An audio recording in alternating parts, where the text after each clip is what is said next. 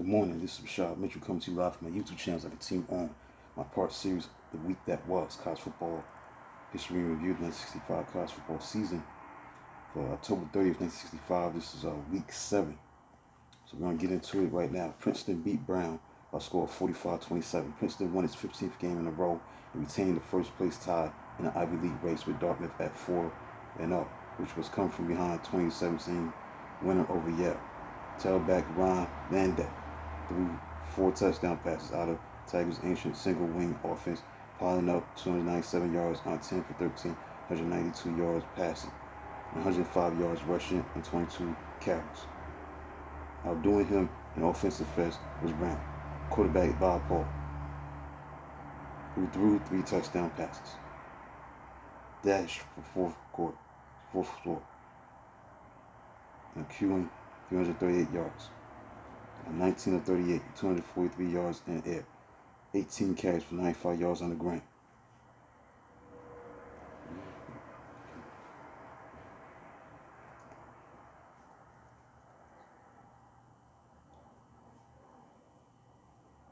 Important touchdown made it 14-0 for Princeton in the first quarter after Tigers linebacker Haywood Gibson blocked punt. Defensive line Stas Malizewski recovered at Bruins 4-yard line. Georgia beat North Carolina 47-35. So this was a rivalry game tipped that by games and would see Carolina took up 448 yards and Georgia finished with 436 yards. The Bulldogs discovered value of fullback Ronnie Jenkins, whose 3 scores stood as Georgia's contribution to 21-21 halftime deadlock. So Georgia nearly gave contests away by turning the ball over 4 times in the third quarter. Nifty North Carolina quarterback Danny Torbolt accumulated 318 yards total offense, scored with 21 seconds left in third quarter to add to halfback Dave Riggs' 7-yard pitch-out run for touchdown. So Tar Heels had outcome all but under control at 35-21. So Georgia quarterback Len Hughes, who was switched back from defensive back spot to share duty with quarterback Preston Riddle Huber for this game, scored 3 touchdowns in the fourth quarter. Hughes' second score moved Bulldogs to within 35-34, but Riddle Huber came off bench to try a 2-point pass, which was stopped by North Carolina defensive back Gene Link. Successful onside kickoff immediately worked when Tar Heels defender apparently lost sight of high bouncing ball in bright sun of Carolina blue sky. The Bulldogs' recovery of kickoff set up Riddle Huber to dash 31 yards to kickoff, 31 yards to killing touchdown, and 40-35 reversal. Next, Georgia Tech beat Duke by a score of 35-23. The Yellow Jackets won its 5th straight game to leap into bowl contention.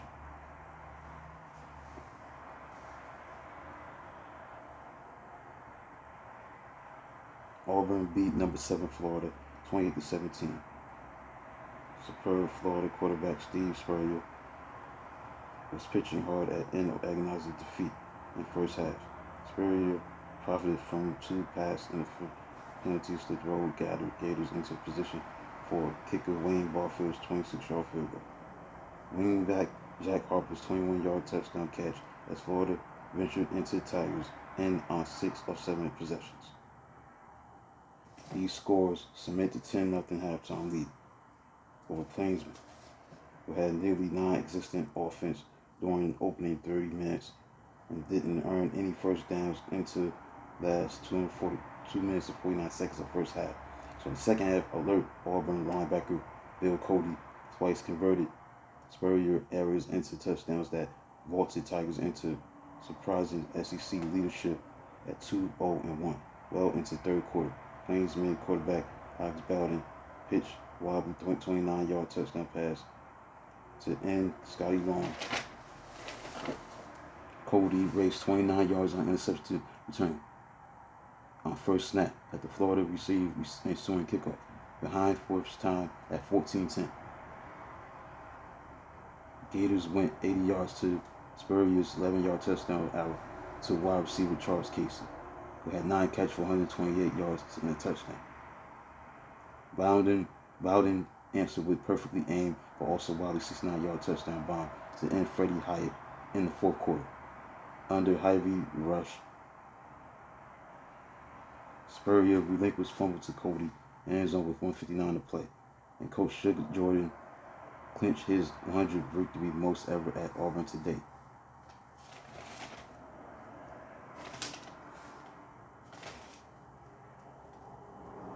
Mississippi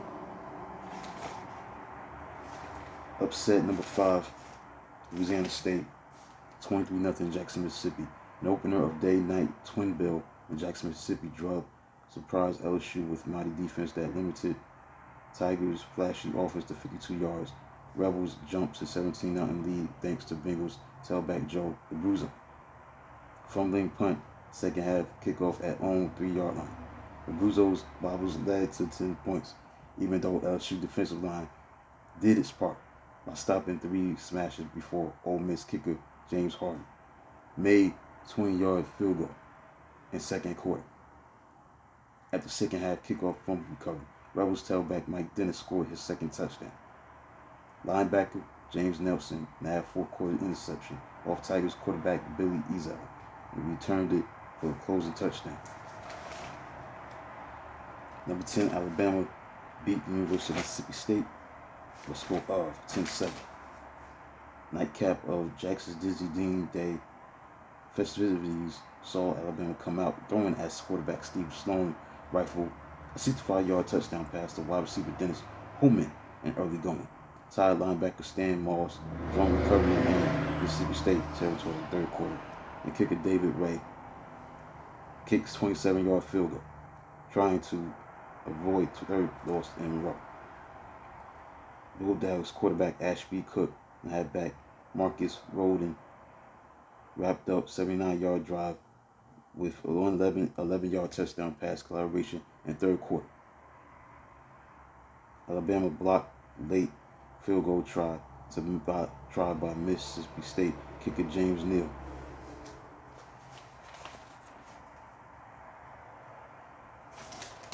Next, Illinois beat number 6 Purdue 21-0. Underdog Illinois caught Purdue wobbling from previous week's 14-10 loss to Michigan State and sent fullback Jim Grabowski lasting 163 yards on 36 carries and touchdown on the ground. Jim Grabowski set new Big Ten career rushing record for 3-year player with 2,275 yards mark, held by Minnesota Paul Gill since 1953. Boilermakers had a miserable day on offense, gained just 14 yards rushing. Blitzing Illinois linebacker Bill Harper tossed quarterback Bob Weese for 74 yards in losses. Defensive lineman Bob Batchelder even snatched ball from Reese's hand during the pass attempt.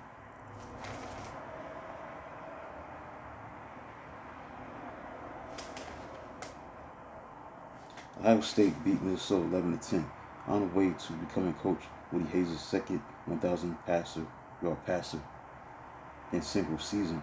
The Buckeyes quarterback Don Umberworth helped dispel the notion that Hayes never allowed his team to throw. Umberworth pitched 14 of 25 for 196 yards, including 25 yards touchdown in the second quarter. Ohio State sub quarterback Arnold Fonts followed with a 2-point run for an 8-7 lead. Minnesota retook third quarter lead in the first meeting of teams in 15 years on kicker Darrell Ramey's 32-yard field goal. Ohio State went 89 yards to kicker Bob Funk's field goal with 1:17 left. Ramey missed chip shot field goal from the 16-yard line with 14 seconds to go.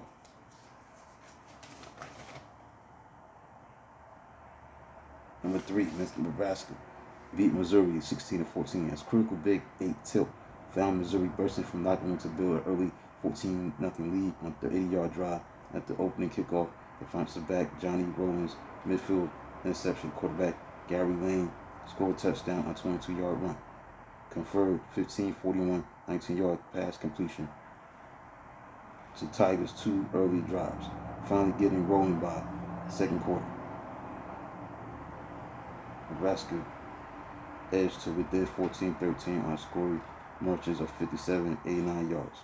Halfback Harry Lighthorse Wilson raced 37 yards to 1 yard line to set up fullback Pete Tatman's touchdown plunge and second touchdown trip.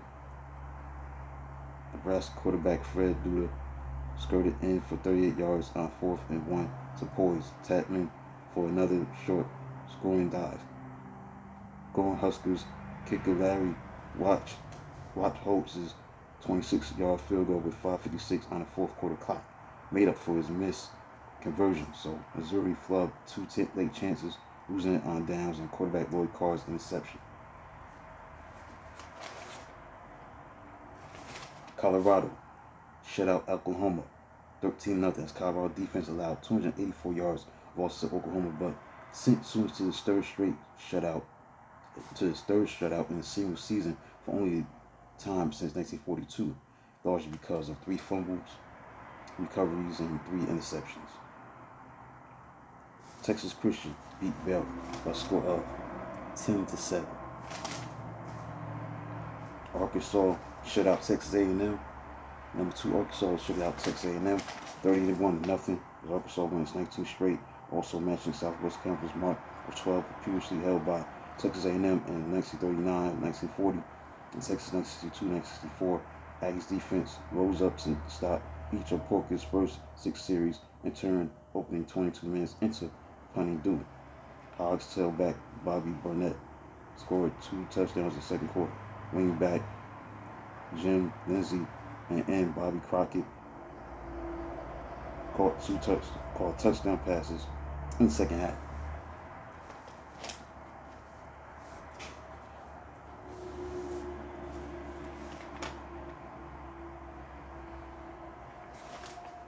Southern Methodist defeated and upset number 9 Texas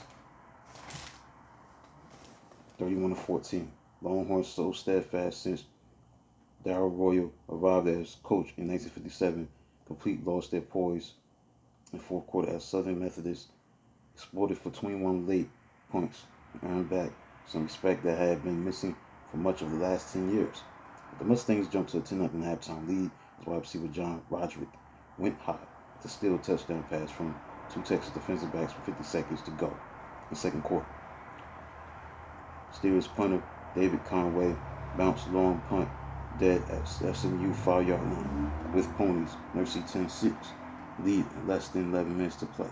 SMU fullback Jim Hagel burst through a stream 93 yards for the longest touchdown run in school history, and when defensive back Ronnie Real picked off pass by Longhorns quarterback Marv Christie-Nick and returned it 58 yards for touchdown. Party was all but over at 24-6. All sophomore backfield went 80 yards for Texas late touchdown. The SMU quarterback Mike Livingston off the 45 yards quarter counter move touchdown bound to Roderick. It was third straight loss for surprisingly stumbling Steelers.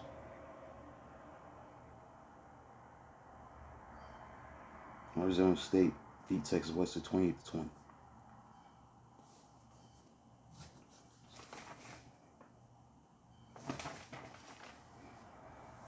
Utah State beat Brigham Young 34-21. Unbeaten Utah State mixed quarterback Ron Edwards 3 touchdown passes with national scoring leader halfback Roy Shivers 180 yards and 2 touchdowns rushing.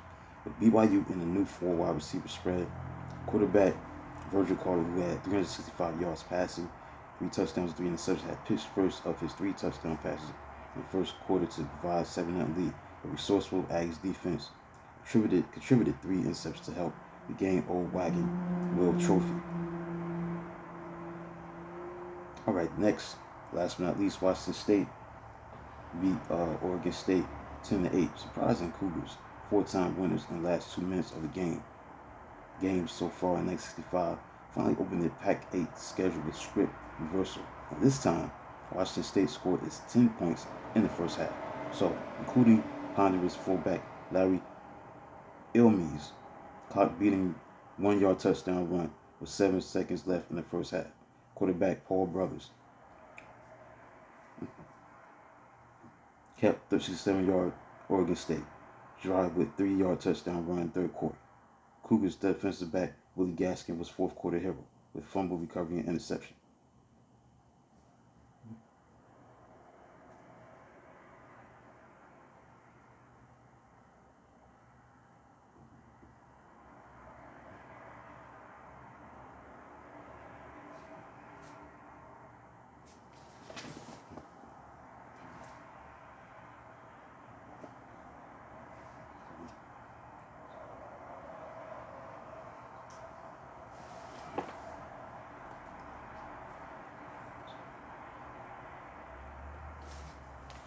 October 30th, 1965. That concludes a look at the recap of the games that were played on Week 7 on October 30th, 1965, Week 7. Now let's get into the AP poll as November 1st. Number 1 was Michigan State. Number 2 was Arkansas. Number 3 was Nebraska. Number 4 was Notre Dame. Number 5 was Alabama. Number 6 was Southern California. 7 was Georgia Tech. Number 8, UCLA. Number 9, Missouri. And number 10, Kentucky.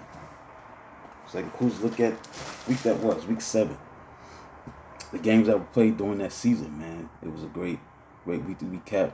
Like always, when I do these videos, like the week that was, college football season review, please like and subscribe to the channel. I'll do a video of this magnitude tomorrow. Until then, talk to you tomorrow.